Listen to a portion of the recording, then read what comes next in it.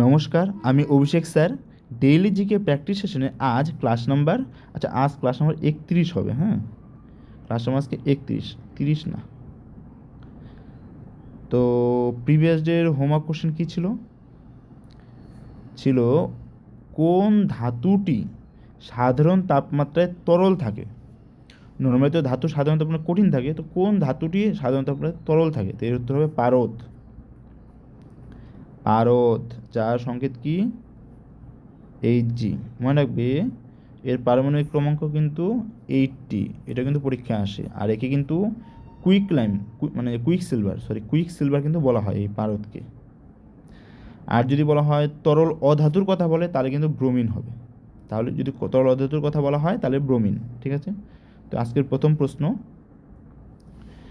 ভারতের প্রথম সংবাদপত্র কোনটি? তো ভারতের প্রথম যদি সংবাদপত্র বলে তাহলে এটা হবে কি? বেঙ্গল গ্যাজেট। বেঙ্গল গ্যাজেটটি কার লেখা? মনে রাখবে জেমস অগাস্টাস হিকি। সালটাও মনে রাখবে, সালটা হবে 1780। 1780 থেকে কিন্তু শুরু। আর এটা কিন্তু একটা উইকলি সংবাদপত্র ছিল যা ইংলিশে লেখা হতো।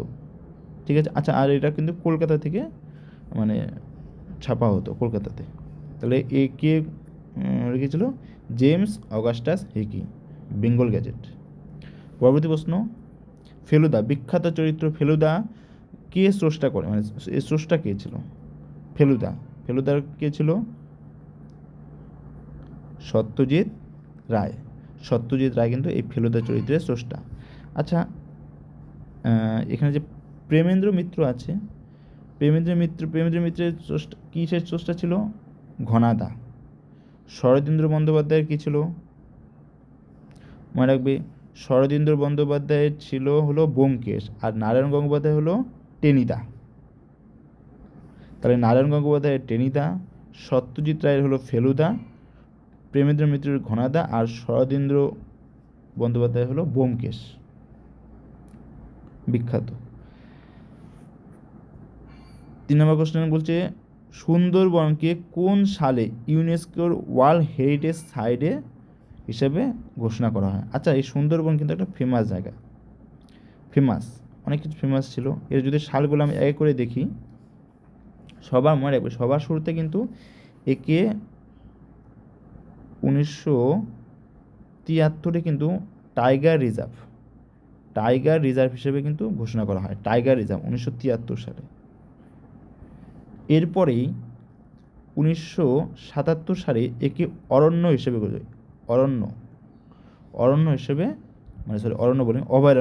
অভয়ারণ্য হিসেবে কিন্তু একে ঘোষণা করা হয় 1977।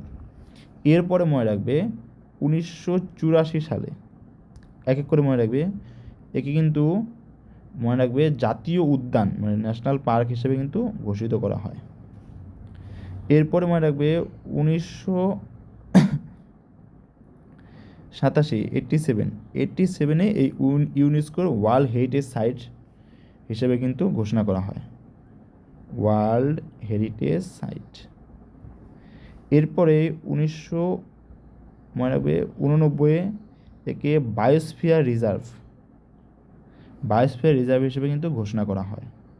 আর লাস্ট 2019 কিন্তু একে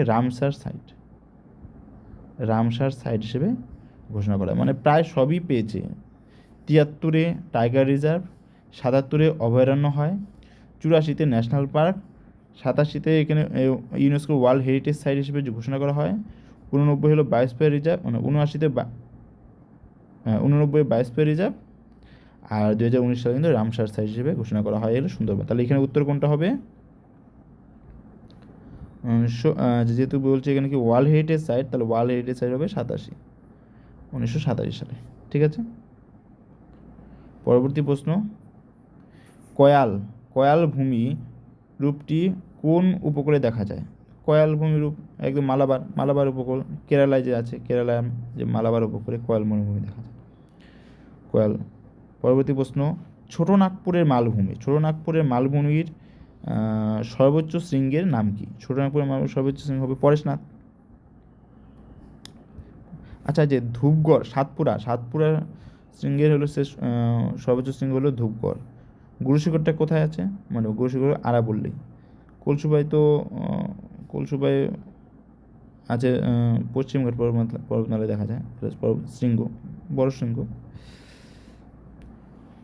পরবর্তী প্রশ্ন, ভারতীয় সংবিধানের প্রস্তাবনাটি, মানে ভারতীয় সংবিধানের যে প্রস্তাবনাটি কোন দেশ থেকে সংগৃহীত হয়েছে?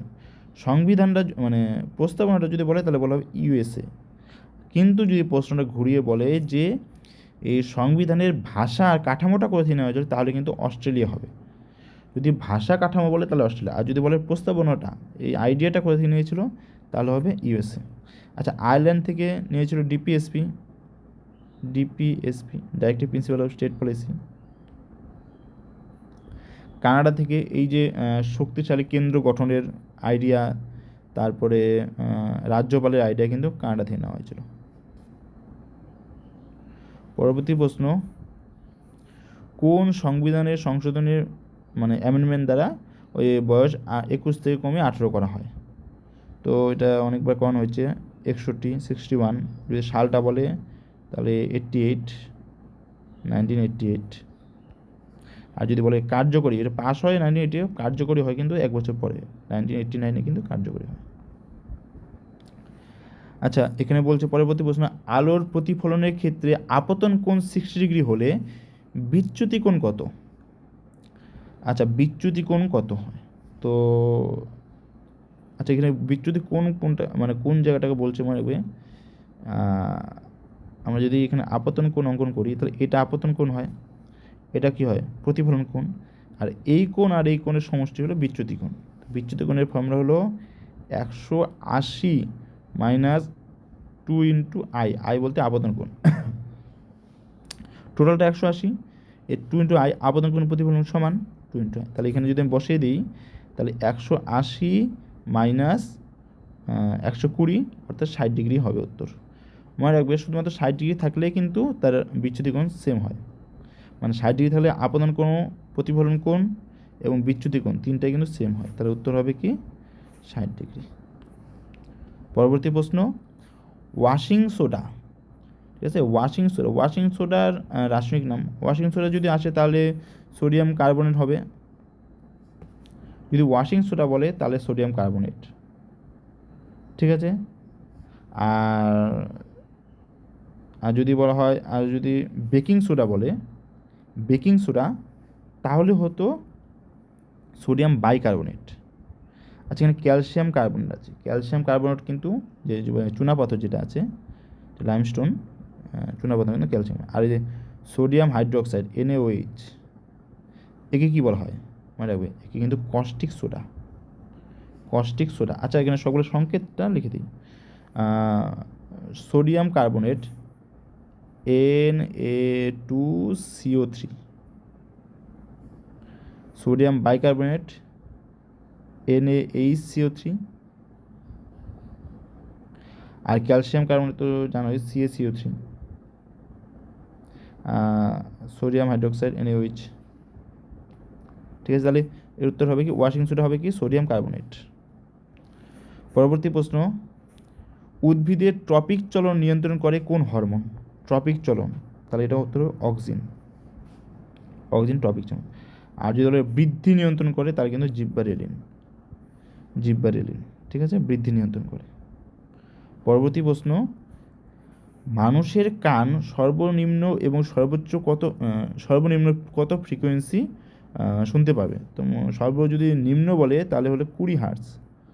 মনে রাখবে মানুষের কান থেকে 20 থেকে 20,000 হার্টজ কিন্তু শুনতে পাবে। যদি হাইয়েস্ট বলে তাহলে 20,000। পরবর্তী প্রশ্ন 12 নম্বর বলছে, কোণার্কের সূর্য মন্দির অন্য কি নামে পরিচিত? কোণার্কের সূর্য মন্দির বলেছে, তো এটা খুবই ইম্পর্টেন্ট, ব্ল্যাক প্যাগোডা কিন্তু কোণার্কের সূর্য মন্দির। আচ্ছা, এই কোণার্কের সূর্য মন্দির কে মানে তৈরি করেন? মনে রাখবে কোণার্কের সূর্য মন্দির কিন্তু গঙ্গা বংশ ছিল, গঙ্গা বংশের রাজা ছিল প্রথম নরসিংহদেব 1250 সালে কিন্তু এই কোণার্কের সূর্য মন্দিরটা কিন্তু বানায়। আচ্ছা, এখানে আচ্ছা, পুরীর যে জগন্নাথ মন্দির যে আছে, জগন্নাথ মন্দির, এটা পুরোটা সাদা হওয়ার জন্য একে কিন্তু হোয়াইট প্যাগোডা বলা হয়, জগন্নাথ মন্দিরকে। কম্বোডিয়ার যে বৌদ্ধ মন্দিরকে সিলভার প্যাগোডা বলা হয়। ঠিক আছে, পরবর্তী প্রশ্ন, আন্তর্জাতিক আদালত যে ইন্টারন্যাশনাল কোর্ট অফ জাস্টিস যেটা বলা হয়, সেটা কোথায় অবস্থিত, সদর দপ্তর কোথায় আছে? তো নেদারল্যান্ডের হেগে আছে। কোথায় আছে? নেদারল্যান্ডের হেগ। আচ্ছা, এই আন্তর্জাতিক যে কোর্টের টোটাল কতজন মেম্বার থাকে মনে রাখবে? টোটাল 15 জন মেম্বার থাকবে, এবং প্রত্যেকে 9 বছর অন্তর অন্তর চেঞ্জ হয়। 9 বছর, এক একজন 9 বছর করে থাকে। আর মনে রাখবে 3 বছর পর পর 5 জন করে চেঞ্জ হয়ে থাকে। 3 বছর পর 5 জন করে চেঞ্জ হয়, মানে প্রথম 5 জন হলো, তারপর 3 বছর আরও 5 জন, তারপর 3 বছর আরও 5 জন, এইভাবে করে 15 জন থাকে। আচ্ছা, 14 নম্বর প্রশ্ন কী বলছে? মাই কান্ট্রি মাই লাইফ আত্মজীবনী কার লেখা? খুবই ইম্পর্ট্যান্ট, লালকৃষ্ণ আডবাণী। লালকৃষ্ণ আডবাণী কিন্তু মাই কান্ট্রি মাই লাইফ এই আত্মজীবনী তার লেখা। আচ্ছা, এই লালকৃষ্ণ আডবাণী মনে রাখবে, এই বইটা তিনি কিন্তু 2008 সালে লিখেছিল, 2008 সালে। আর এনাকে কিন্তু 2016 সালে পদ্মবিভূষণ, যে সেকেন্ড হাইয়েস্ট যে অনার হয় পদ্মবিভূষণ, এটা কিন্তু দেওয়া হয়েছে। আর 2024 সালে রিসেন্টলি লাস্ট এই কিন্তু ভারতরত্ন, এনাকে কিন্তু ভারতরত্ন সম্মান কিন্তু দেওয়া হয় লালকৃষ্ণ আডবাণীকে। ঠিক আছে, আচ্ছা, পরবর্তী প্রশ্ন, অলিম্পিকে রিং এ হলুদ রং কোন মহাদেশকে নির্দেশ করে? আচ্ছা, হলুদ রং। আচ্ছা, অলিম্পিকের যদি আমি ছবিটা একটু দেখি, তাহলে এরকম হয় ছবি। যদি আমি এরকম করি, ছবি অঙ্কন করি, তাহলে ছবি কালার লাল থাকে এই দিকে, তারপরে মাঝখানে থাকে কালো, আর এদিকে থাকে নীল, নিচে হলুদ থাকে আর সবুজ থাকে, এরকম হলুদ থাকে আর এরকম সবুজ থাকে। ঠিক আছে, আর তাহলে এইখানে এই যে নীল যে আছে, এই নীল কিন্তু ইউরোপকেই করে, ইউরোপ। কালো হলো আফ্রিকা, আর লাল হলো আমেরিকা। এদিকে হলুদটা হলো আমাদের এশিয়া, আর সবুজটা হলো ওশিয়ানিয়া। ঠিক আছে, ওশিয়ানিয়া। তো এরপরে এই পর্যন্ত রইল। লাস্ট হোমওয়ার্ক কোশ্চেন বলছে, কর্কটক্রান্তির রেখা, আমাদের যে কর্কটক্রান্তি ট্রপিক অফ ক্যান্সার, পশ্চিমবঙ্গের মোট কয়টি জেলার উপর দিয়ে গিয়েছে? আচ্ছা, তোমার রাজ্যটাও তোমরা বলবে যে ভারতের কয়টি রাজ্যের উপরে গিয়েছে, আর যদি জেলা বলে পশ্চিমবঙ্গের কয়টি জেলার উপর দিয়ে গিয়েছে, এটা তোমরা কিন্তু কমেন্ট করে জানাবে। তো আজকের ক্লাস এই পর্যন্ত রইল। কেমন লাগলো তোমাদের ক্লাস সেটা জানাবে। Thank you.